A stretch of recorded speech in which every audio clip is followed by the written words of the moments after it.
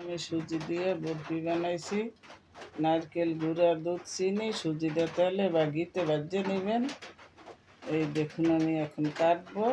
চিনি দিয়ে লাড়িয়ে থালে জুড়া দিবেন, গরম থাকতে থাকতেই কাটবেন। এই মজার বরফি এভাবে বানাইয়া খাবেন, ভিটামিনও পাবেন, ন্যাচারাল কালার।